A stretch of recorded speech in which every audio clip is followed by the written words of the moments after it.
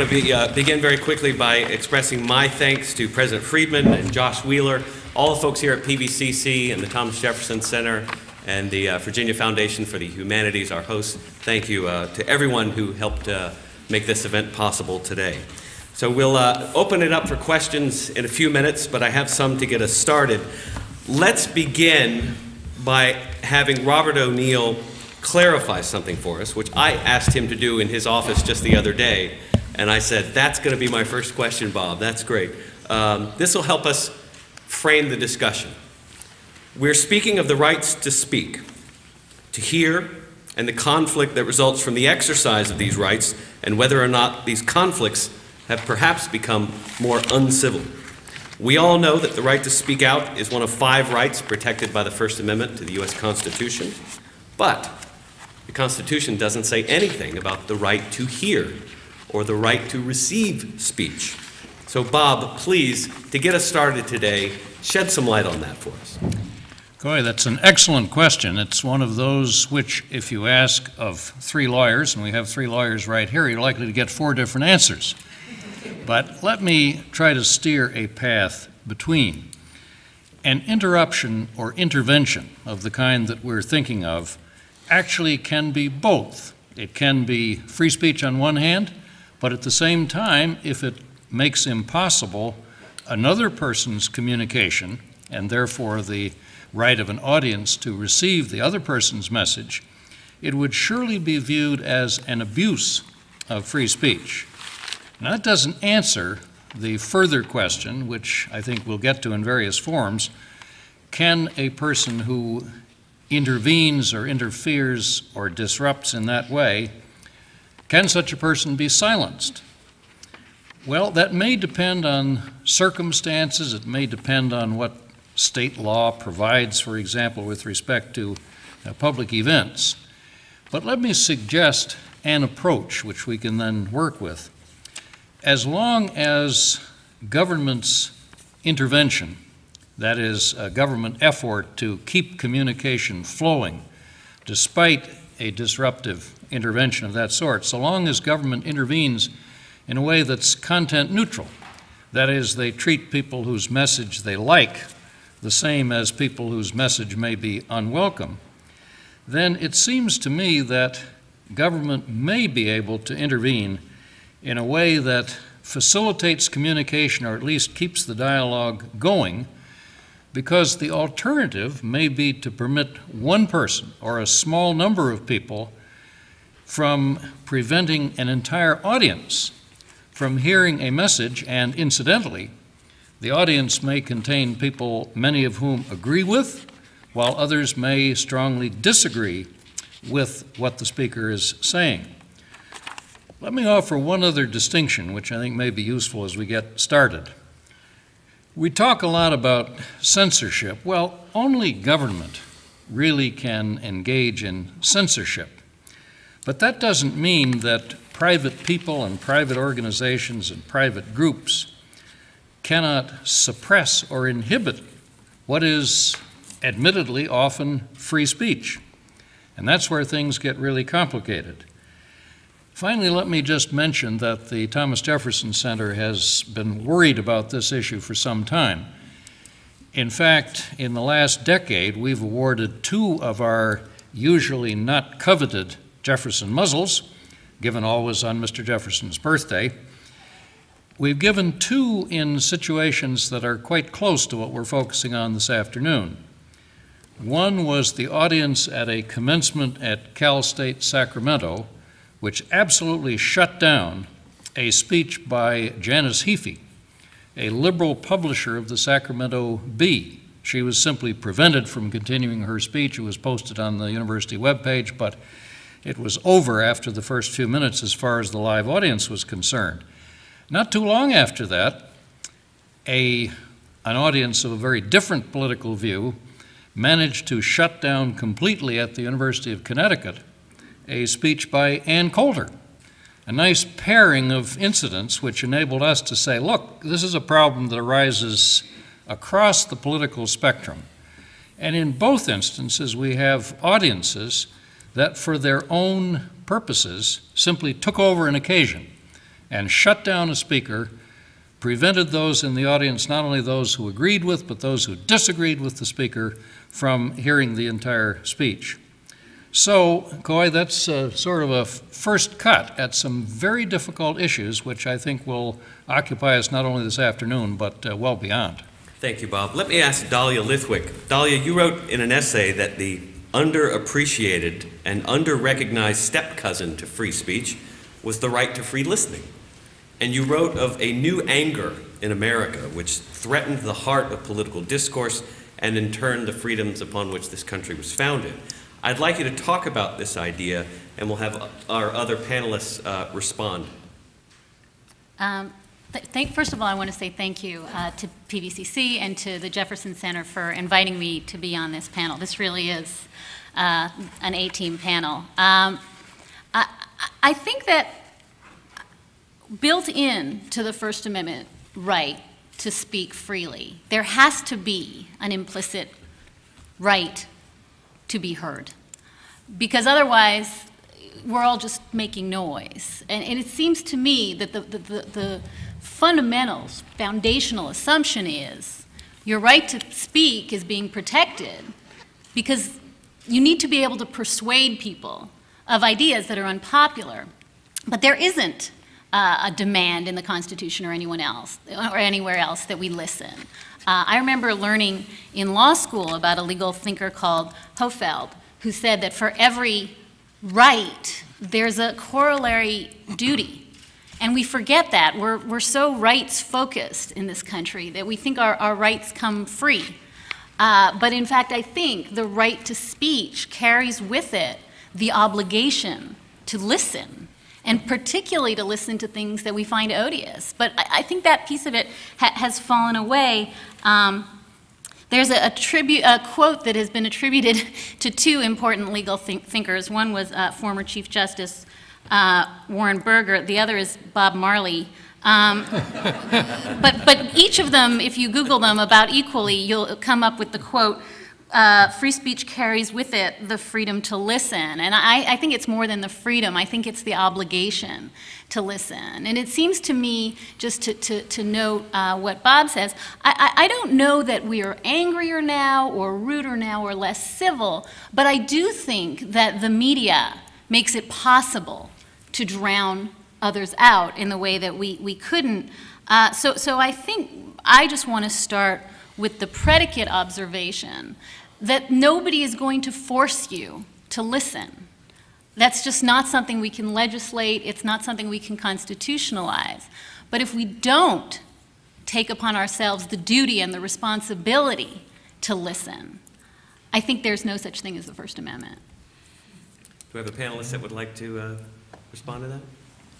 Well, you know, free speech in the First Amendment is essentially a political right. It's the right of individuals to speak in forums and mainly dealing with governmental usurpations and those kind of things. But obviously, if there's a right to free speech, there has to be a right to hear. And the courts have ruled that people have a right to receive information in a number of contexts when people express themselves. And case that we were involved here with the Quest bookstore, we're trying to get information into inmates. The courts have ruled that nonprofit groups have a right to send information into prisons, and prisoners have a right to receive information. So it wouldn't really make any sense to have a right to speak if you didn't have a right to hear. But I think what Dahlia is saying is correct. I think the duty is to listen. I always say the Constitution starts with those three beautiful words, we the people. And what that really says is that we all have a duty to get out there and get involved. There's been a lot of criticism of the Tea Party protests, but the one good thing about the Tea Party people that I like, and I know there's some people that don't like them, is that they point in the right direction. They're involved. Most people sit at home on their butts and watch TV and complain. And you know, at the Rutherford Institute, we basically defend people who get out there and get in trouble, express themselves. Over the years, we defended anti-war activists who picketed, abortion rights, people who picketed, every kind of strange person. I often say that a lot of the people that I defend in the courts or with our lawyers, I probably wouldn't want to eat dinner with. But the point is, that's what democracy is all about, and again, it's the obligation not only to listen, but to act. to get out there, to get involved. If you don't like what some people do at meetings, then go to the meetings yourself and voice your opinion. Otherwise, complaining about it, obviously, to me, I think it's a cop-out and it's hypocritical. Bob? I would agree with Dahlia's points, too, especially the obligation to listen and to hear, and the right to listen and to hear. But I think the media deserves a lot of blame in this situation, because I think the media at many times encourages the kind of behavior and rewards the kind of behavior that is disruptive. The loudest voice will often get the top of the story. And as stories are getting shorter and shorter, and media outlets are getting more and more linked to partisan views or philosophical views as they try to establish niche audiences, I think the media is rewarding the loud voice and ignoring the voice of reason at times. And we are engaging in a new atmosphere of media where newspapers don't have a successful business plan. So what they're doing is they're trimming their product, and they're sort of treating political news oftentimes as entertainment, and going after the loud, entertaining soundbite. And the average soundbite these days, Coy, I think you said at a course I was at yesterday, is about 8 seconds, maybe 7 seconds. You have time for a quick yell, you lie, and that makes the top of the news. And I'm worried that our media has not yet righted itself into a situation where there is equal and fair and balanced coverage, despite what some people say. Elaine, do you want to respond to that? Yes. I look at this First Amendment, and I think that it is really the amendment of we the people. I mean, these states did not ratify that Constitution until we had that amendment. Now, that First Amendment, the literal language is, Congress shall make no law respecting an establishment of religion or prohibiting the free exercise thereof, or abridging the freedom of speech or of the press or the right of the people peaceably to assemble and to petition the government for redress of grievances.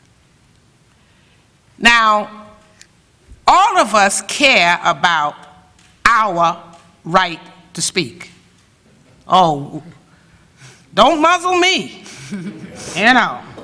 Constitution says this is my right. But why do we cherish it so? Because we have a message we want to get across. And in order for us to get that message across, somebody has to hear us.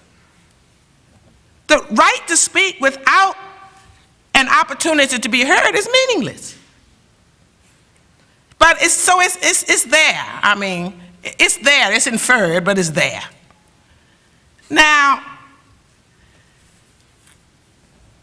it is very difficult, as one who has spent 35 years in the courts litigating civil rights cases, when one is emotionally involved in an issue, when one cares passionately about an issue, and it doesn't have to be a global issue, it could be an issue at home. We're passionate, we push, and we don't always hear. And we have to teach ourselves to listen.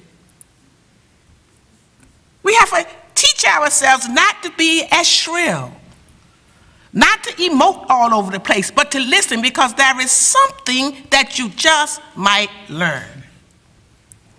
And we're in that situation now where we feel passionately, we care deeply, and I know what I'm talking about because I've had those experiences. You know, being African American and fighting for rights for people of color and women and others, you know, I care about those issues. But I'm lucky I came to University of Virginia Law School and could channel all of that into a courtroom situation where I was required to be civil. Although I was paid to argue, the court made me listen. Let me ask about a situation where a young man was very passionate. September 17th, 2007, University of Florida fourth-year student, 21-year-old Andrew Meyer, confronted John Kerry at an event. Meyer passionately, some would say angrily, asked Kerry why he was so quick to concede the election to George Bush if there were credible reports that prior to the election, the state of Florida had purged tens of thousands of eligible voters from the voter rolls, most of whom were African American. Before Meyer could finish his line of questions, his microphone was turned off. University police forcibly pushed him to the back of the auditorium, threw him to the ground, handcuffed him, and stunned him in the shoulder with an X-26 taser. During the altercation, Meyer pleaded, "What did I do? Let me go and I will leave." And in a line that has now become famous, "Don't taser me, bro." Yeah. Kerry himself even said, albeit half-heartedly from the stage, "Let him ask his questions. I'm happy to answer his questions." The press reported that Andrew Meyer had been disruptive, had incited a riot, had been disrespectful. The video does show that when Meyer was first being led away from the microphone, most of the audience applauded at his dismissal. John Whitehead, were the University of Florida police justified in their actions? When that first happened, I wanted to write a country music song called "Don't Taser Me, Bro." I need a little help with the lyrics, but I don't like, I've written a lot on tasers. I don't like the whole tasering generally. Again, Amnesty International, a number of groups have come out very strongly against the use of tasers, the way they're used. I mean, pregnant women in this country have been tasered, children have been tasered. 79-year-old women entering nursing homes have been tasered, and some people have died from tasering. If you've seen anybody tasered, how many people have actually seen someone tasered? It's not a pleasant thing to watch, especially a couple cases where I've seen on film where people are tasered a number of times, even when they're laying on the ground, which is pretty scary stuff. Which is how this case was. Yes. I think, again, it was just overuse, overreaction by the police. And again, Key was here, and I think he pointed out the facts was, John Kerry was saying, let him finish his question. He would answer his question. Yeah, too quick to shut somebody down at that point, I think. Yeah, I think that obviously, and I think Bob O'Neill mentioned it, there are state laws. There are laws against disruption of the peace, and again, that's covered. If someone is disrupting the peace, the orderly operation or orderly peace, of course, the police can step in and take someone away. But as they did when President Bush spoke here, some people jumped up and said, "Defend the Constitution, impeach Bush," which at the time I thought was a good idea. They took him away, took him down to the bottom of the hill, and released him. That's the way to handle it. But remember, the police work for us, and willy-nilly tasering people through windows when people object to speeding tickets, that's happened. They're tasering people while they're sitting in their cars. So the overuse of tasers is very, very dangerous. In this situation, I think it was wrong. I mean, the way to do it is take him outside and maybe let Kerry talk to him later. I don't know. Dahlia? What? I mean, if the question is, should somebody be assaulted, and handcuffed and tased for asking a question, I would say no. I would say it's so much more pernicious than that. We have cases of people who were dragged out of Bush-Cheney events for T-shirts they were wearing, saying nothing at all, wearing protest T-shirts. So it goes way beyond, I think John makes the good point. There is a clear line between somebody who's disturbing the peace or inciting imminent violence. Those things are not constitutionally protected. It clearly is so far from that line when you're asking can't carry a question that it doesn't even seem like a gray area to me. But I think much more pernicious is the idea that all sorts of things are speech, including the T-shirt you wear to an event, and that can be speech. And I just want to point out, I think truly one of the most dangerous phenomena we've seen is the free speech zones at the conventions, at the political conventions. Well, the cages. Right. Yeah. I love that they're called free speech zones. It used to be that America was the free speech zone, but now we can't have that anymore. So we put them in cages, and we make sure, actually, that none of the delegates can hear or see the protests, because that would be so awkward. And we fought them on college campuses. They're all over college campuses. It's appalling. So I just want to say that I think this notion that these people are profoundly dangerous, and so they need to be boxed off where they can speak either to themselves, the walls, or people who agree with them, is one of the most tragic developments of the last couple of years, and something I think we don't pay enough attention to. You know, during the Democratic Convention, they had the cages, and I wrote a commentary saying, it was to Barack Obama. I said, please step outside the convention and tell them to take the cage down, because he was a constitutional lawyer. Extremely dangerous idea, putting people in cages. I wish we had a constitutional standard to which we could point, but let me suggest one that I think may apply both to the taser incident, which was extreme overreaction, and the University of Florida did apologize, and I'm sure they'll never do anything like that again. And at the same time might apply to the so-called free speech zone issue. It is, I agree, a classic irony. Government's role in situations like this, it seems to me, is to use those means that are least intrusive or least inhibiting to enable the dialogue to continue. Sometimes it's just to enable a speaker to finish a speech. Sometimes it's to facilitate an exchange between speaker and questioner. But if we were consistently to apply that standard, then we'd do as Dahlia suggested with respect to a disruptor. I think we'd do the same with respect to a so-called free speech zones. There are lots of places where, in fact, in order to permit the business of the event to continue, you may have to keep people at some distance, okay, and for safety and security reasons. Temporarily. Yeah, protect egress and ingress. So I think if we could develop a standard of that sort and have it uniformly applied, life would be a lot easier. Let me add another thought, and this is on the role of the media. I guess of the members of this panel, I may be the one who is least institutionally involved with or related to the news media. So I probably have least occasion to be apologetic, but let me offer a sort of apology. I would be very nervous if the news media came to the conclusion that they were responsible for exaggerating or exacerbating the situation by reporting events of this sort and perhaps running up the score sometimes. Often they are wrong. Any of the use of the term incitement with respect to Meyer and the taser incident, absolutely inaccurate. It's a legal term that has a clear meaning. This was nowhere near incitement, and yet I recall it was used.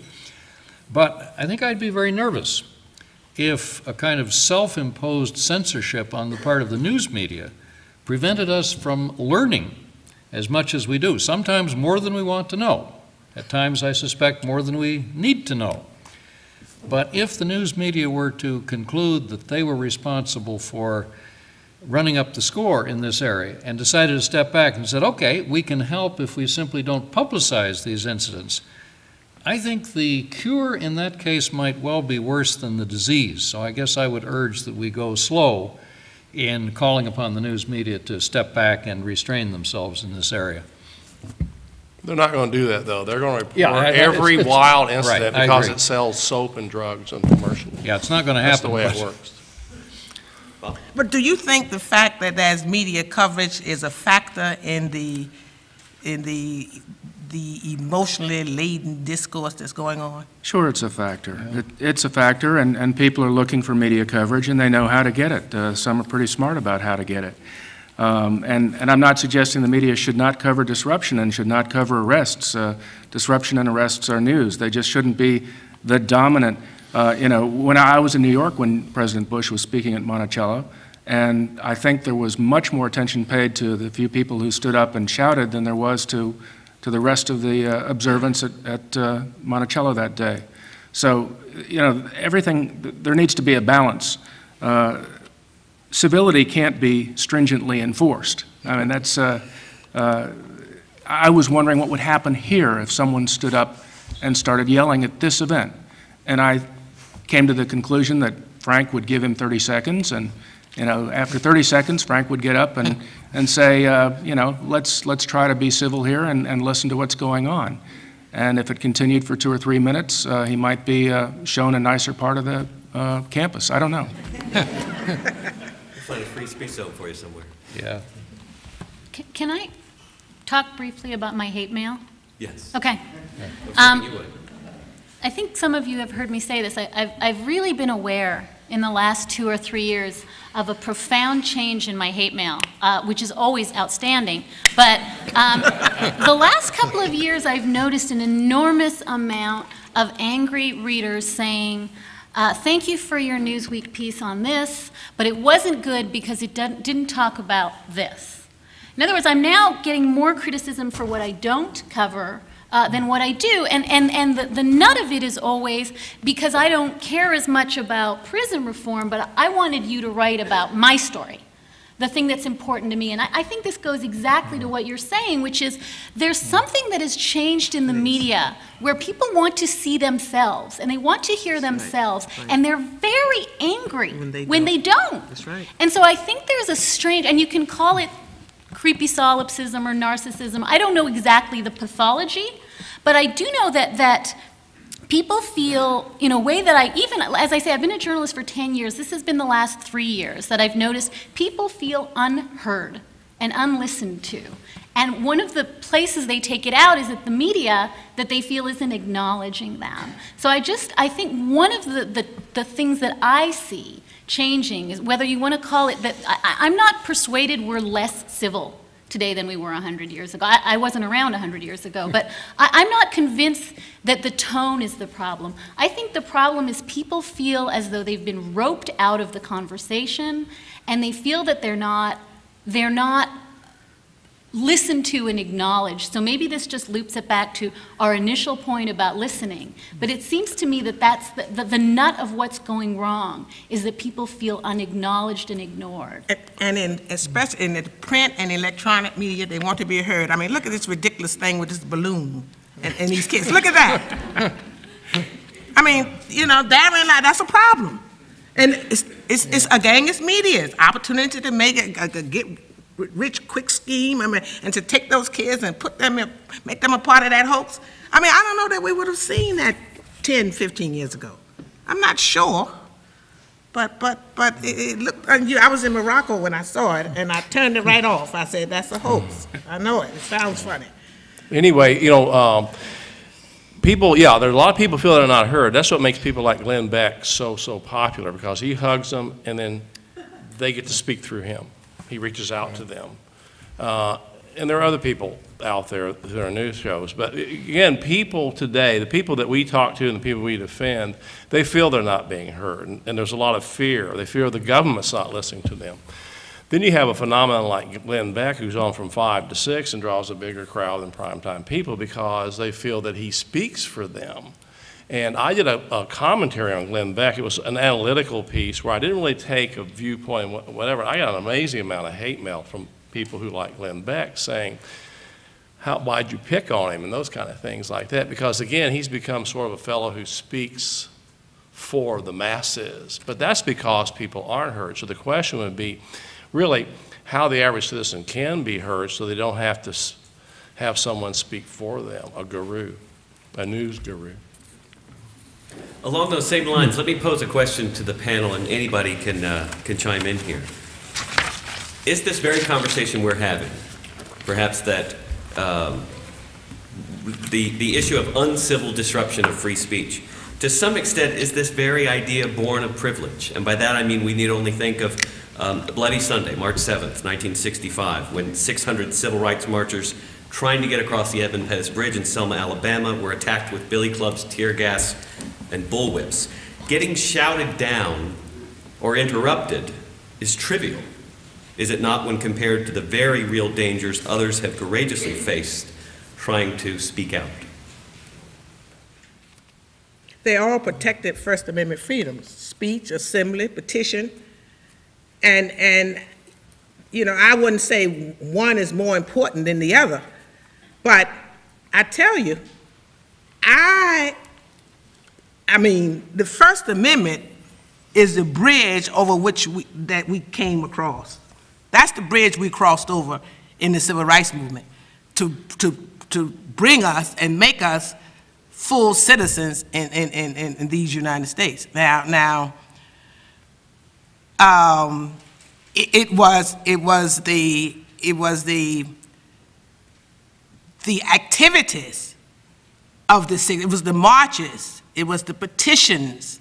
You know, it was all of the things that were done to bring attention to the issue of equality in America. So, although there's a lot of speech out there now that I do not wish to hear, I am not interested in undercutting in any way the strength of that amendment, because without it, we aren't the nation that we have become. The First Amendment is what has enabled us to hear other points of view and to transition peaceably into the 21st century, and to bring other groups and ethnicities and bring both genders into the law, the protection of the law, equal protection of the laws. And so we have to defend it. We have to find a way, though, to make civility a part of what we do. I mean, that's why Martin Luther King, it was nonviolence. I mean, if those marchers had been out there with billy clubs and guns, it had been a whole different ballgame. See, but it's the nonviolence, and it's using the right to assemble and the right to petition. And we have to continue to be able to use it, no matter what the point of view is, but we also have to go back, figure out how we hear one another. I think we need to teach the First Amendment, and we need to teach civility, and neither is taught enough in our public schools or in our public life. Building on these points, I would urge we differentiate that these are two very different kinds of situations, not that one is necessarily more troubling than the other, but they are different in this respect. If someone disrupts a speech or a conference, even an event such as this, with a gunshot or a firecracker or a noisemaker, something of that sort, a non-verbal intervention, we don't worry about steps that might be taken to maintain and preserve order, because there's really no message, certainly not a message that the First Amendment protects in the disruption or intervention. What makes these situations so difficult is that the disruption itself, the interference, conveys a message which is, abstractly at least, entitled to First Amendment protection, so that any steps we might take to maintain the continuity of the speech or the dialogue, that very intervention raises First Amendment problems that don't arise in any of these other contexts. And I think that's why this is such a poignant issue and why we struggle with it as much. Citizens in totalitarian societies are very civil, because if they're not, they get their heads cracked. They get killed, they get taken away to the gulag. So civility is a very subjective term. It depends on who's defining the word civil. If the government's defining it, I got a real problem with it. If it's private citizens, that's a different thing. But again, I like to hear all forms of speech, whether I agree with them or not. I watched all the different channels on TV to try to get the news, and it's very difficult to get the news on television. But I think we need to want to listen to all viewpoints. So, and again, civility is not a precondition to free speech. Again, it depends on how disruptive it gets. But I'll go back and emphasize this. There's a lot of things that I don't like what people are doing. I really came out against the guns that people were bringing to the Tea Party protests. And I got a lot of flack on that from Second Amendment people. But we shouldn't be bringing weapons to free speech events. I mean, you have a right to strap on a gun, but I told people the two things that will happen at that event. One, you'll shoot your toe off, some of you, and some of you will get shot by the police when you whip it out, so don't do that. But again, I think the question is who's doing the defining of the word civil, because the First Amendment's about people having a right to speak their grievances to government. They can peacefully assemble and do that. And I just don't want the government setting standards on civility.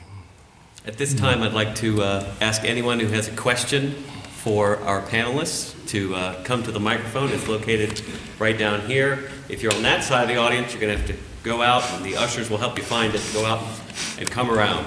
And the microphone is right over here, and we'll just go to whoever is over here. While we're waiting for any folks who are interested to come to the microphone, we spoke about President Bush July 4, 2008 at the Monticello naturalization ceremony. There was also President Obama who was interrupted on September 9th of this year by U.S. Representative Joe Wilson, who yelled, "You lie," during an address. He apologized. The U.S. House issued a resolution of disapproval. But let me ask you this. The Brits appear much more comfortable with shouting and invective in the halls of power, as evidenced each Wednesday afternoon when the Prime Minister spends half an hour taking questions from members of Parliament. Let me put this question to Bob Gibson first. If a backbencher in the House of Parliament were to yell, "You lie," to the Prime Minister, it probably wouldn't be a big deal. Why is it such a big deal here? We have a different system. There are traditions that have grown up over centuries in England in a parliamentary system in which razzing the speaker is good form. In our country, when the president gets up to speak in front of a joint session of Congress, it is not good form to yell, "You lie," at the president. It's not good form to yank Joe Wilson out of his seat and haul him out of the room, and that didn't happen. It was good form perhaps to consider how he should be treated by the Congress for breaching the rules, and I think that was entirely appropriate. Do I like the British system of yelling more? No. You know, a long time ago when I was in high school, I was a page in the House of Representatives, and I thought it was a good thing that each speaker had the right to stand up, and although you couldn't speak as long as you could in the Senate, you could speak, and you could get your point across. And then someone would get up on the other side and speak and get an opposing point across. And theoretically, there were people listening. And I think today there are more people listening. C-SPAN is not an inconsequential form of disseminating information. In fact, the members of Congress take quite significant use of it to speak to empty chambers so they can speak to folks out in the country. But is the British system better because they put a little football in their parliament? No. Anybody want to add anything to that? Bob? I think there may be another dimension. I hypothesize the same situation in which the Prime Minister shouts back, "Well, if so, I learned it from the master who just asked the question." So you can see it playing out, and it's just totally different, a very different sense of civility in that context. But I think there may be another reason, and that is from a political science point of view. I'm a lawyer, not a political scientist, with apologies, but occasionally lawyers dabble in political science, and this is one of those dabblings. It seems to me that the distance between the person who is named Gordon Brown and the office of Prime Minister is substantially less than the distance between the presidency of the United States and a person named Barack Obama. I was struck, for example, in the tapes that were played of the distraught mother of a recently deceased service person in Afghanistan, whom Prime Minister Brown called to apologize because he had innocently misspelled the deceased son's name. The distraught mother kept referring to him as Mr. Brown, and there ensued a rather casual exchange. I cannot imagine such an exchange occurring between the President of the United States were he to call a distraught mother on such an occasion. And it made me think that perhaps because we have no royalty, we have no crown, that we attribute to the presidency of the United States, the office more than the person, some of the same attributes which then lead us to take a view of Representative Wilson's intervention that simply would have no counterpart during question time in the House of Commons. Just one thing, and I've written on this. and I've advocated this, it'd be good for the president to have to stand before Congress and answer questions occasionally without being prompted. And you'd find out what kind of person you really have in the office of presidency. George Bush would not have survived. We'll go to the questions now. All I would ask is that you state your first name, and if the question is for a specific member of the panel, to let us know that. Otherwise, just throw it out there. Catherine Harding, a member of the Pernicious Media. And I'm here to ask a question in response to this idea that people feel that they're not heard. I find it an interesting contrast to the reality of burgeoning social networking and online opportunities for people to, and including YouTube, including blogs, including Twitter, Facebook, and the list goes on, for people to not only express themselves, but recruit what they take to be like-minded people, to chart how many people have listened to them, how many people have responded to them, how many followers they have, how many friends they have, and so forth. The question is to the whole panel, in light of that, and this notion that you put forth that people feel they're not heard, I wonder if the problem may be that there's not something more that serves as almost a more central kind of sounding board. If you think back to the time when there were 3 news networks, you know, I mean, there's such a diffusion. There's so much open opportunity that there's nothing that is perhaps the centerpiece, the official one, the real one, and so forth. And so if you could sort of take in mind the social networking and other online opportunities that people have and use to speak and express themselves, and then kind of, you know, discuss them. Well, my remarks were mainly to the fact that people don't feel they're being heard by the government. They don't think the government responds to them, and they have a valid argument, many people. That's why you have the Tea Party protests. They just feel the government doesn't listen to what they have to say. Do you want to go ahead? No. I don't think it has, social networking is a different thing, I think. And I think that part of the problem is, and just again, going back to my hate mail, the second sentence is invariably, haven't you read my blog? I do the same thing. People don't think analytically anymore. But they think, I think that there's the illusion that you can speak to the multitudes. And then this corollary huge frustration that the multitudes aren't listening. So I wonder if social media has actually ratcheted us the wrong way, because we have a sense now that we have a microphone to the world. Right. And yet, what's wrong with the world? Why aren't they hearing me? And so it seems, I think that's one of the sort of core problems, is that everybody has equal access, but nobody has equal, there's no possibility, unless you're Glenn Beck, to be heard. I agree with Daria. I submit that this social networking has really whet the appetite for a larger audience. You're talking to people of similar views of like mine on your network, on your Facebook, and but now I can do this. I want the larger audience. I want to talk to people who don't agree with me. I want to be heard on nightly news.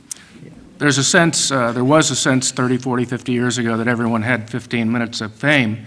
I think today the entitlement is to 15 minutes of fame at a 30 share, and that's just not there. What we have is kind of a designer media that's developing, where every individual can tailor his or her own input and media to exactly the sources they want to hear that agree with them, never challenge them. You know, Republicans will watch Fox News, Democrats will watch MSNBC, and you will end up with a very diffuse media where you can go wherever you want to find what you agree with, or if you're, you know, twisted, what you disagree with. I enjoy watching all sides and noting how different the stories are and how different the coverage is on some of these 24-hour cable networks. And I think it's telling that CNN has slipped to fourth in its popularity on its straight news channel, and is third on its headline news, which has been transformed into its opinion channel. So people want the opinion, and it's the opinion, I think, that most people agree with that they're going after.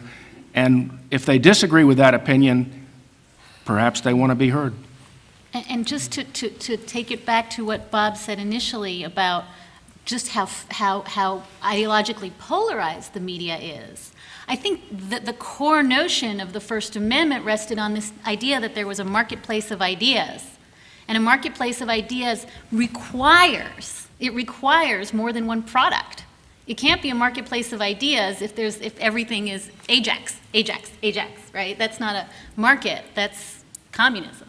So I think that as soon as you entered a media world where you only want Ajax, and frankly the only thing on the shelf is Ajax because this is Rush Limbaugh or because this is Rachel Maddow, then that core notion of a marketplace has really, I think, been compromised. And Dahlia, doesn't that make us then less tolerant of the views of others with whom we disagree? Because every day then we are marinated in this validation of our own beliefs, our own experiences, even our own prejudices, and we're made to feel every day more and more that we are right. And over above that, Coy, I think not only are we marinating, but we're sitting at home in our boxer shorts, with or without the tinfoil hat. We're not meeting real people. We're not talking to other human beings. And I invariably find that when I speak to someone face to face, I'm a completely different person. So I think it's over and above the sort of bubble that we live in, where we don't have these accidental encounters that Bob's talking about with viewpoints that would shock and alarm but maybe educate us. Over and above that, we're in a bubble with no other human beings. And it's really easy to send an email that says, "Dear jackass," to someone you've never met before and you're never going to meet. And your letter might even be anonymous. Especially when it's anonymous, yes. My name's Bridget. I'm a University of Florida graduate. I'm now at law school here at University of Virginia. I was there when the whole Andrew Meyer, "Don't tase me, bro" happened, and I was one of them who was clapping. Basically, there was a line just like this, and time ran out, and they asked everyone to stop, and Andrew was a couple people in, and he didn't like the idea that he wasn't going to get to present his question, and so he started screaming. And when they tried to remove him, he physically resisted. I do not think he should have been tased. He was moved to the back of the auditorium. We only found out later that he was tased. Only a few people in the back knew about it. I think it really just says something about our police, our campus police, that 4 of them couldn't remove him without needing to tase him. We also had Alberto Gonzalez come speak. And there was also a protest when he came. Students stood up, turned their back to him, and had on the back of their shirts, I wish I could remember, but something basically, torture us or something. And they were just asked to step aside so that people who were sitting behind them could see. So I don't, I want to just stick up for my alma mater a little bit. And I had something else I was going to say, but now I don't remember because I got to come back. Thank you. Thank you very much. Fascinating. Hang around if you remember. Yes, sir. Yeah, my name is Ed Adam, and I have one comment and one question. I moved to Virginia about 10 years ago from New Jersey, and most densely populated state in the nation, maybe the most corrupt, I'm not sure, but the township I lived in, because I was a councilman, was the least corrupt township in the world. But seriously, there were 5 Republicans. I'm a Republican. The mayor was Democrat, and for 8 years I had the privilege of serving the people of Bridgewater Township, and it was a wonderful experience. The point I'm making is that we had a code of conduct. It helped that we had the police department down the hall. And the township was 33 square miles. It was about 60,000 people. In the 8 years that I served on the council, we put in, actually put in 2 shopping centers, 1.5 million square feet. We dedicated township land to a Class A baseball team. We had a lot of action. And the 6 of us, the 5 councilmen and the mayor, could not have done it without the help of the people of Bridgewater Township. And what was, I shouldn't say unique, but we had a code of conduct. And, I was accused of being a murderer when we tried to control the deer population. But the point being, we had a code of conduct, and every time we knew that we would have a contentious meeting, the township attorney was there, and we reviewed the code of conduct with all the attendees. And when it came to shopping centers, you're talking about 200 or 300 people out for 3 or 4 different meetings. And it was a breath of fresh air because we ended up with a better township because sure, we had people that we had to ask to step down because the ground rule was you talk about the problem or the opportunity, you do not talk about the person. And we ended up with X number of citizen task forces that helped us implement and develop these shopping centers in the Major League ballpark better than the 6 of us could have ever done. My question to the panel is this. There's been books out about the wisdom of the crowd, and I think overall, you know, all the citizens of America are much smarter than any administration and any Congress that has ever been elected. And basically, it comes from education. And I would just like to rather hear from the panel about our current educational system. What can we do to make it more responsible and make the people more responsible and really civic-oriented? Great question. Thank you. There have been a number of studies on what high schoolers know when they graduate from high school. Several key studies show that only like, for example, the state of Oklahoma, 3% of high school seniors could pass the immigration test, which 93% of people from foreign countries pass. And you only have to answer 6 questions out of 10. Questions such as, what is the supreme law of the land? Does anybody know? Constitution. Who wrote the Declaration of Independence? Thomas Jefferson. Who was the first president of the United States? George Washington. You realize most kids couldn't answer those questions? And in Arizona, they found the same thing. So it's a nationwide phenomenon. Of studies of adults, you get very similar responses. So in terms of what you can do in terms of education in this country, you have to start with civics. We don't teach civics anymore. There's such an emphasis on math and science. We don't, art is eliminated from a lot of schools. Art, why? Because art produces rebels, maybe. But we don't teach civics. And I just wrote a recent commentary, which got quite a bit of comment, but I basically said, when a kid in this country graduates from 8th grade, they should know the Bill of Rights backwards and forward. I have kids from Albemarle come over to meet with me. These are bright kids, some that work for, I won't say which schools. They say they don't have any freedoms in the schools. I sit down and I encourage them. I say, hey, if they're not going to teach you your rights, and they're not going to, and they say we don't have rights in the schools, I say, why don't you go out and picket and we'll defend it you. And I think it'd be a great thing to see high school kids out in front of the schools picketing because zero tolerance. I mean, they just arrested some kids in Chicago for a food fight. They put handcuffs on them and drug them away.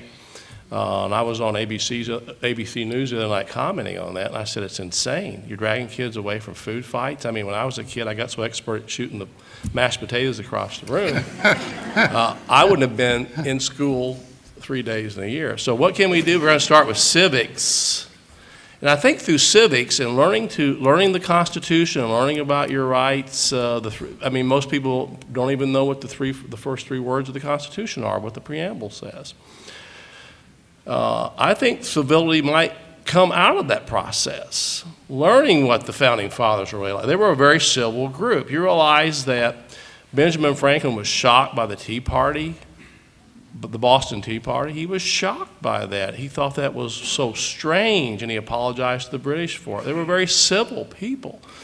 If you learn about the history of this country and what the so-called Founding Fathers believed, I think you'll get some civility, but we don't teach civics anymore in this country. It's a shame. Anybody else want to comment on the schools? John, I'm not sure we'd all agree that shooting mashed potatoes across the cafeteria is protected by the First Amendment, but we can take that up in due course. Nor would you get complete consensus even today that the Boston Tea Party was fully protected nonverbal expression. Certainly was not speech in the classic sense. Well, I know that's why they were upset by it. Yeah, that's why Franklin was because it was an unconventional means of communication. At that time, and many people today think of speech in terms of written or printed or now electronically conveyed words. And when it's nonverbal, then things get complicated. The educational issue is a very tough one. I've followed this for something now well over 50 years. Studies, surveys show that surprisingly, despite a lot of concern, a lot of attention, things are not improving. In fact, they are probably deteriorating.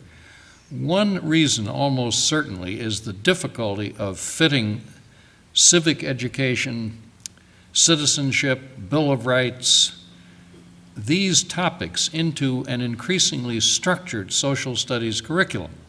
Whether it's the fault of over-preparation for SAT and ACT and other college entrance tests, whether it's the fault of things like standards of learning, which tend to structure the curriculum more tightly. I have been involved in a number of, at best, partially successful and sometimes unsuccessful efforts. I know Barbara Perry has dealt with this at the Virginia level quite actively, and I suspect would concur that the more the curriculum gets structured, the harder it is to find a place for Bill of Rights or civic education or law-related curriculum. I think it just gets tougher as the structure becomes more rigid. Can I just, oh, go ahead. I just want to, it shows you how little I know. I can't imagine this social studies or structuring the curriculum and not finding room for the Bill of Rights and the Founding Fathers and the establishment of the nation. What else is in there? I mean, I would love to know. It's shocking. I just also want to make the, I agree with the panel and at Sandra Day O'Connor, who's devoted her whole career post-Supreme Court to this issue of reinstituting civics education. She's created video games that she's convinced are gonna be the way to reach the next generation to teach civics. But I also want to make just a process point. I think one of the things that we need to teach in schools is listening, is hearing other viewpoints. And when I'm asked the single most life-changing thing for me in high school, it was being a debater. Because you would have to debate, you'd have to take one side of a case for 50 minutes, and then you would have to do the other side. And even if you wanted to hold your nose and hated every second of it, you had to do it. And if you wanted to win, you had to take the other side and argue it as vigorously and zealously as you had argued the first round. And I have to say, I think you learn more from getting up and saying things you don't believe and trying to wrap your head around what the other side of an argument is. And I think that has so utterly fallen out of all of our pedagogical concern, that kids, to learn things by rote, even the Constitution, is half the battle. I think the other half is to learn to listen to the other side and to credit it as being not a lie and not stupid and not beneath you. I think it'll come pretty natural if you teach the Bill of Rights. We put these out, and we offered them to the schools here. A number of schools took this little pamphlet here. If you've looked at this little pamphlet, you should get one. It's cartoons. We took it into a 5th grade class, and kids loved it. They sat there and actually discussed this little pamphlet. And by the time the class was over, a number of kids were probably rebels and went home and got a spanking or whatever happened to their parents. But yeah, they can learn it pretty fast, and they want to learn. You tell kids they have a right to speak, they have a right to protest, which they're not taught in the schools, and you do it with something that's kid-friendly. And these are great for adults because adults don't know it either. It's adult-friendly because it's kid-friendly. You can do it, but we need to take a new approach. It's boring the way it's taught. Make it fun. Let's go to the next question. Go right ahead. Good evening, everybody. My name is Roger. I would like to make a comment and ask a question. And the way my question is going to be formed is, I would like the panel to, tell me whether they agree or disagree with my comments and why they agree or disagree with. First of all, I would like to thank President Freeman and Thomas Jefferson Center for organizing this event, putting this panel together, because I'll take this personally. And if I mean personally, it's not like I'm angry person going out there and crazy. But personally, because I have experienced what have bring all this panel about. In 2007, I was one of the new citizens at Monticello to be naturalized as a new U.S. citizen. Welcome. And it was such a great experience, and something that I was very, very proud of. Then in 2008, I heard of President Bush coming, to be the speaker at the naturalization, and I was like, man, I wish that was mine, because no matter how much we criticize the president of our nation, he's still our president.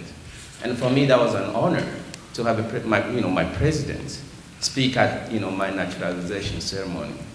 Then all these protests and things came on, that people would be protesting and everything. I was like, man, I just don't want Mr. President to speak on my speech, on my ceremony, naturalization ceremony anymore, because as how proud I will be in remembering that day that I became a U.S. citizen. At the same time, I'll be reminded the pain of seeing people interrupting the president and such an important day of my life. So that's how, I just thought I should come up and speak out, and that's how I took this personally, because when all these protests and everything happened, I told myself, I wish I have, an opportunity to state my thoughts of what happened, and other things that have followed, as you mentioned, President Obama being interrupted, and other things that happened in town meetings, the Florida State things and everything. So that's why I want to first of all thank everybody who has done such a great job putting such a nice panel, and at the same time give me the chance to state what I've held in myself for a long time. The second thing is that I personally think that educating ourselves is just not the solution, as the panel is saying. Many people might, disagree with me or maybe hate me when I say this, but we humans, as individuals, are just people that cannot be trusted. That's true. Many of the people protesting at the ceremony or any town hall interrupting any event, it's not that they might not know what the First Amendment says. Some of them do, but some of them don't. Then if we are well educated, we might be aware of it, but at the same time, we're not going to care whether we are supposed to be interrupting people's at the event to state our own perspective or view or point of view or anything that we wanted to bring out. So that's why I said that we as individuals cannot be trusted. And so that's why we have government, that's why we have legislation. So there, we have to take this further. We have not just to educate ourselves or our children or our society, but at the same time, we have to make it, whether constitutional or state law or whatever law we want to make it, so that people know that when they do that, they are breaking the law, and they can be held responsible for it. So that would be my solution to that. And I just disagree with it much that people have to be going in and interrupt meetings and stuff to be able to make themselves heard. And I think as first Mr. Bob was saying, I can't read your last name well from here, but Gibson was saying earlier, is like we can be educated. We needed to be more educated, but being educated is not going to make people say, I don't want to do it, or I don't want to, I just want to go out and make myself heard. Everybody's right to listen, or right to speak, infers everybody's right to listen. So we have to respect that. And if we can't do that, then we have to pass laws to be able, to make that happen. So thank you. Thank you. Before the panel responds to that idea, I just want to add that one of the protesters at Monticello, David Swanson, he later wrote that on that day I was doing my job as an American citizen. So I would just add that to those comments and get some response. The right to protest is a very precious American right, and it must be protected. But there are smart ways of protesting, and there are less smart ways of protesting, and there are ways of protesting that go too far and are disruptive and have to be somehow mitigated. So I was embarrassed that in Charlottesville, my town where I've lived since the 60s, the president came here, and I wasn't embarrassed that there was a protest. I would expect a protest. A protest is a good thing. But to try to drown out the president's words at a ceremony where people are being made naturalized citizens is not a smart protest. Is it smart in terms of getting media? Perhaps. But it's not a smart protest, and people who hear of it should have a reaction to it. We should be able to turn our backs on people who protest in a way that is inappropriate. Elaine? I was honored about 3 months ago and asked to deliver the speech at a naturalization ceremony in Washington, D.C. at the federal courthouse. And there were over 200 naturalized citizens that day. And it was the first time I had attended a ceremony such as that. I mean, and it is so uplifting. It's so uplifting to walk in there and see all of these new Americans, because they're just taking the oath, and then they got the little 5-6 minute talk. Taking the oath, you know, who knew more about civics and history, you know, than many, many of us. And they were so honored. This was their day, so honored, because, for me, the thought of somebody standing up in a naturalization ceremony with their own agenda, you know, not only is it, I mean, that's just boorish, and it's wrong. It's wrong. I mean, there are presidents with whom I have disagreed, and really to their faces, smilingly, you know, but the office of the president demands respect. Demands respect. And so there are policies with which you disagree, and there are ways of getting your message out, there are ways of organizing, there are ways of being heard. But it's two things about that just really turned me off. One is, you know, the presidency, to shout at him when he's doing something else, you know, and then that something else is a naturalization ceremony. So that's no excuse for that. That's no excuse for it. And I don't think there should be any tolerance for it. Bob? Both or several of the comments on this question highlight for me a sort of dual nature of the intervention, both at the naturalization ceremony and on the floor of Congress. It's not just interfering with the ability of the speaker to convey and the audience to receive the message. In a sense, it's almost unrelated to the content of the message, and it speaks more to the nature and dignity of the occasion.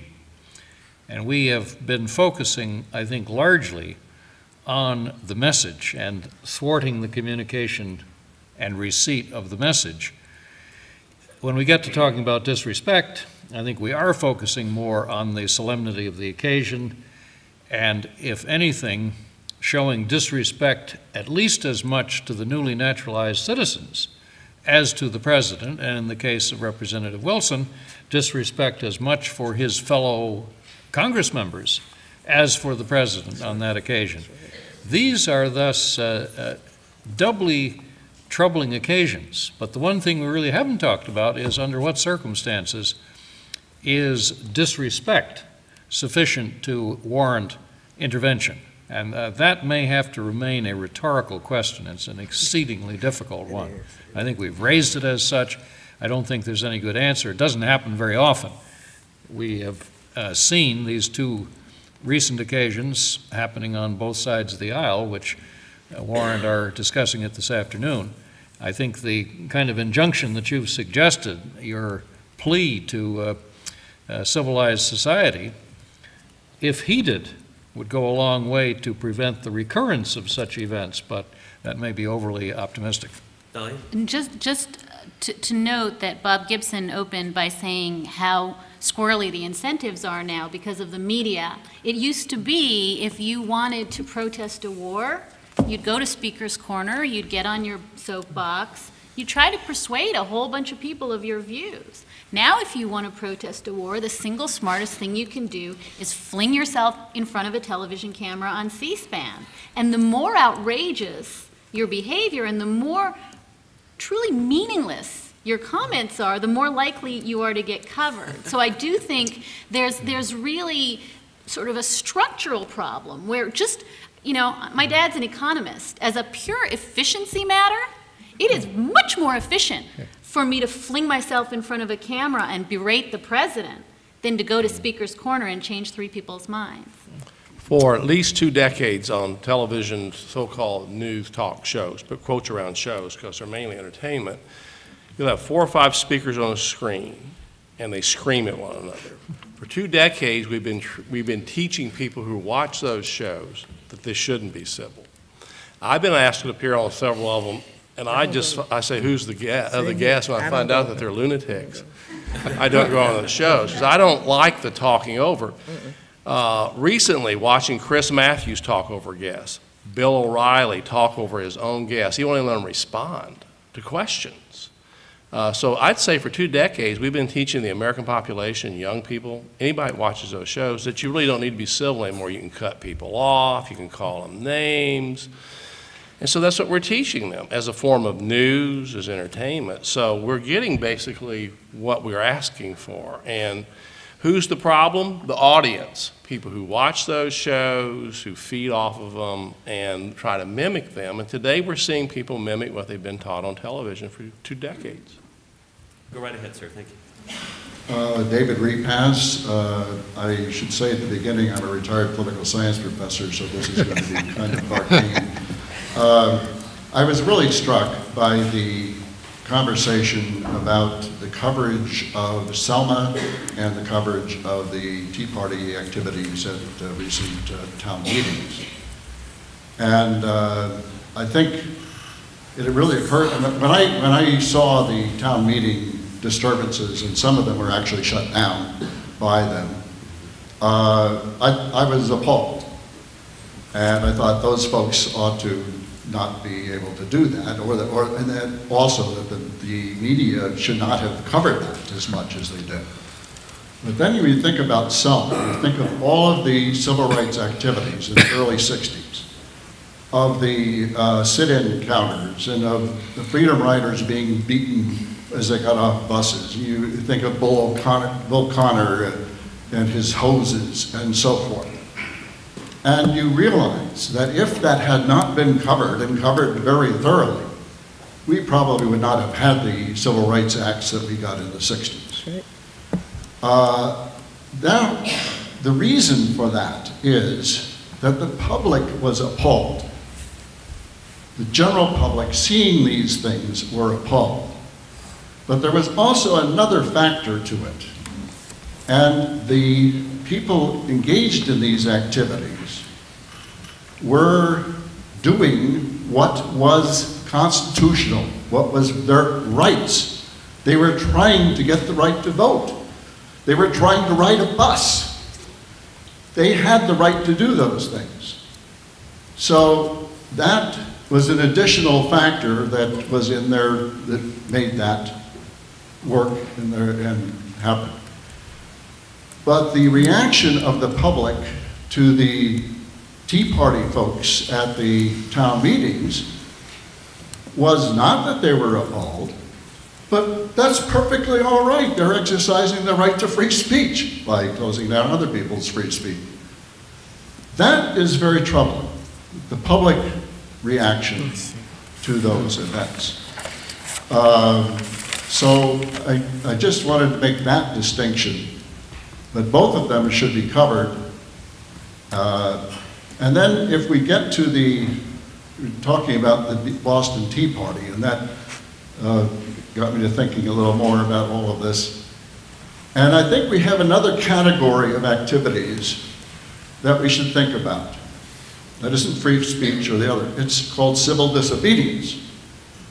And these are people who break the law. They know they're breaking the law. They expect to be arrested in order to demonstrate some point.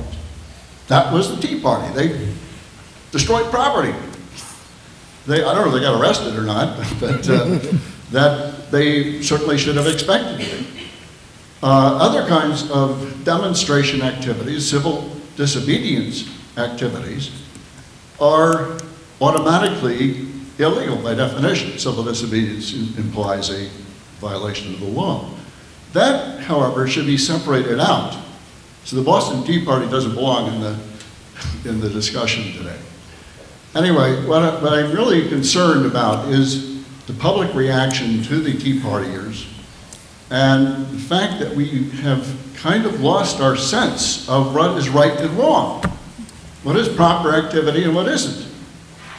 And we rationalize improper activity. Excuse me. Anyway, Thank you, David. Anybody want to respond to that? Strikes me your perception is apt and troubling, but it could reflect either of two trends. On one hand, it may show a decreased intolerance for disruptive behavior. It could, however, I think less likely, but plausibly, it could indicate an increasing tolerance for unwelcome, unpopular, contentious forms of protest. I tend to think, and I gather this is your premise, that it is more likely the former than the latter. And if so, then we should be troubled. I will not take whatever comfort might come from the alternative explanation, because given the nature of the events and the type of intervention, the sort of disruption, I think that would be an overly sanguine view, and therefore it's the former theory, and I take it the one that you would espouse, that is genuinely troubling and leads us back to the question how, in a society where great value is placed on education, including education about government, political science, law, and so on, how can we do a better job? We've got time for one last question. We just ask you to be brief. Thank you so much. My name is Karen Shepherd. I'm a former school board member, 20 years in Omaha, Nebraska, and a Nebraska licensed attorney as well. I have a comment on the civics education. I think that's very important. I'm thinking that myself, I didn't really get into constitutional law until I got into law school, understanding it. But I was thinking about some people who are elected officials in Congress, as well as some people who have been in the past administrations who probably should have been required to take civic education or to take a test. I'm thinking of Oliver North, who did not know succession to presidency, and a current Congresswoman Bachman, who doesn't seem to understand government or Congress. So I'm thinking some of these people as well need to take some civics classes.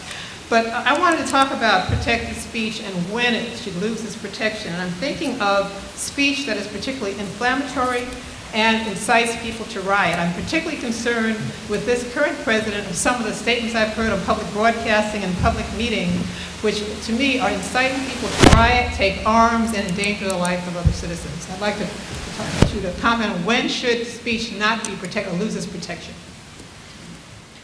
It is appropriately a very high standard. This is the 40th anniversary of the Supreme Court decision which established that standard. And interestingly, despite lots of changes in the membership of the court and other dimensions of its jurisprudence, it never backed away from the sense that only speech which directly incites to immediate lawless action with a high probability that such action will occur, speech that is directly addressed to an audience, which I think rules out any electronic message posted, let's say, on a blog or a listserv as ever being viewed as incitement. And reflects a specific intent to arouse an unlawful response. This is a very high standard. But given the potential for abuse, the standard has to be high. And since we have... Abuse by the government, you mean? Yeah, it would otherwise give such discretion to a prosecutor to say, well, that was incitement, and yeah, nothing really happened, and it's true it probably wouldn't have happened, but the officers on the scene, they were anxious or nervous, which then evokes, some of you know the case of which the 60th anniversary is this year, Feiner versus New York, in which the majority essentially allowed police to make that kind of decision in a situation involving a restive crowd.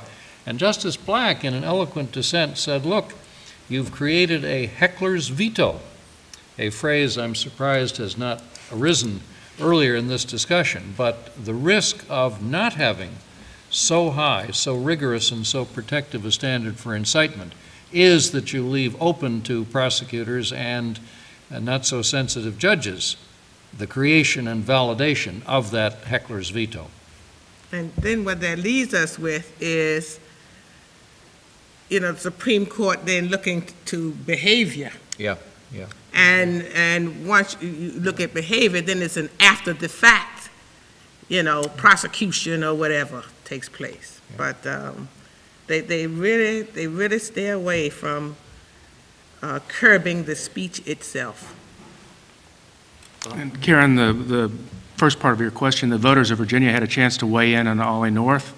And your question also reminded me of the wisdom of a senator from Nebraska, Roman Ruska, who once observed that the Supreme Court of the United States had the right to have C students on it, that they deserve representation on the Supreme Court. I've advocated that anybody that takes public office in the United States should have to pass a test on the Constitution. George Bush, when he ran for president, I remember him before he was president in some meeting with the media, he said something to this effect. I really don't know that much about the Constitution because I'm not a lawyer. At that point, I said, how in the world can you take an oath to support and defend the Constitution if you don't know anything about it? So I guarantee you that most of the people in Congress could not pass the immigration test, but they should be able to have to pass the test on the Constitution before they take office in this country.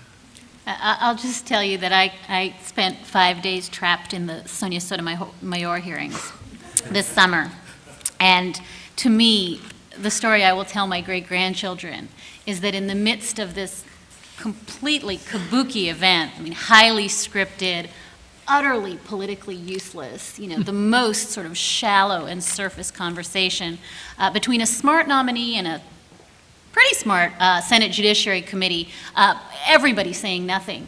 I always thought it was astounding that the only people who were dragged out of the room were the protesters who would stand up and actually say something interesting, truthful, and important. But they, after 2 seconds were being dragged out, and I thought it was it's so emblematic of that process. The only people who are actually saying something both truthful and real are being dragged screaming from the room. And by the way, we helped a couple of those protesters dragged from the room. An example of how Congress, many of them really do not know what's in the Constitution is during the Clinton administration, there was a debate on the crime bill. And that's when we were getting the more 3 strikes you're out and gutting the writ of habeas corpus, a lot of things we were doing with that. And a congressman stood up and read some language that he proposed for the bill, an amendment he proposed. And they shouted him down. Sit down, of course we're not going to go do that, pass that, of course not. It was the 4th Amendment to the Constitution. They got so angry when they found out. I want to thank the folks who asked questions, and we'll wrap it up with this question, because we are not getting out of here without quoting Thomas Jefferson. Jefferson wrote that some men look at constitutions with sanctimonious reverence and deem them like the Ark of the Covenant, too sacred to be touched. They ascribe to the men of the preceding age a wisdom more than human and suppose what they did to be beyond amendment. Laws and institutions must go hand in hand with the progress of the human mind. As that becomes more developed, more enlightened, as new discoveries are made, new truths disclosed, and manners and opinions change with the change of circumstances, institutions must advance also and keep pace with the times. So my question is, for each of our panelists, if you could wave a magic wand, how would you rewrite the First Amendment? How would you fix it if it needs to be fixed? I think that's a fool's errand. I think the First Amendment is constantly being reinterpreted in terms of how it applies to our society today. A roommate of mine at the University of Virginia back in the 1960s spent a night in the D.C. jail because he got up in the gallery of the U.S. Senate and read Tolstoy during the Vietnam War in protest. And I always had an ambivalent feeling, but I never felt that he had done something so terrible. And I felt a little sorry for him and a little proud of him that he spent a night in the D.C. jail.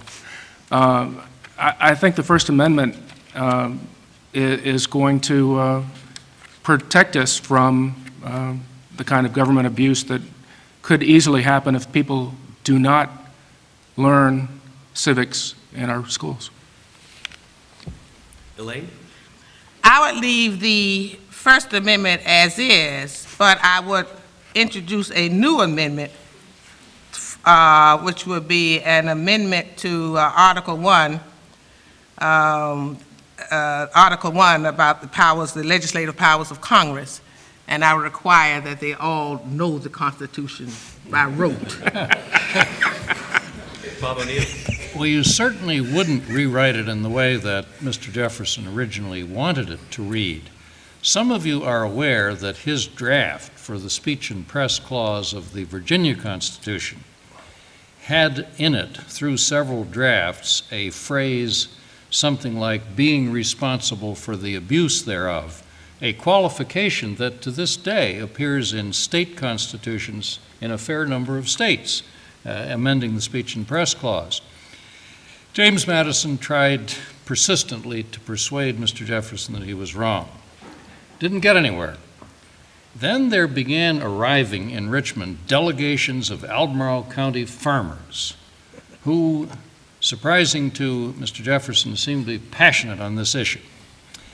And eventually he relented and agreed to have that being responsible for the abuse thereof clause dropped.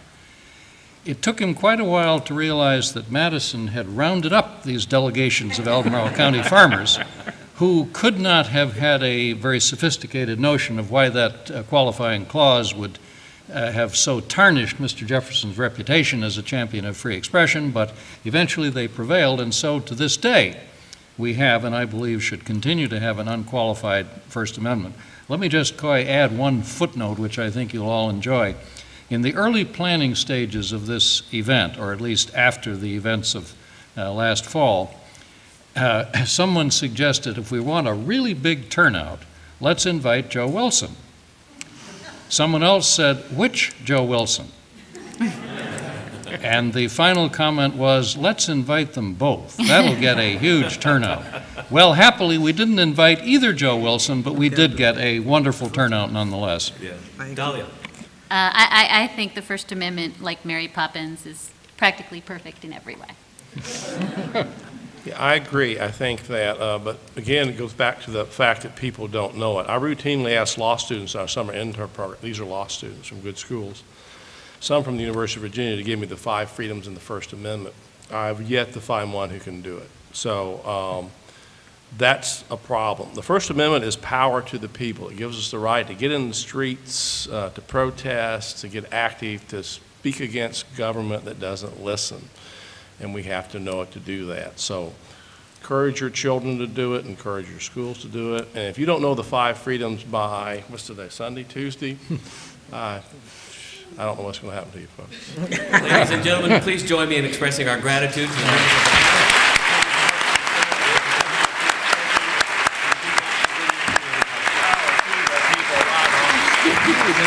Good question. Great. Very different. Wonderful.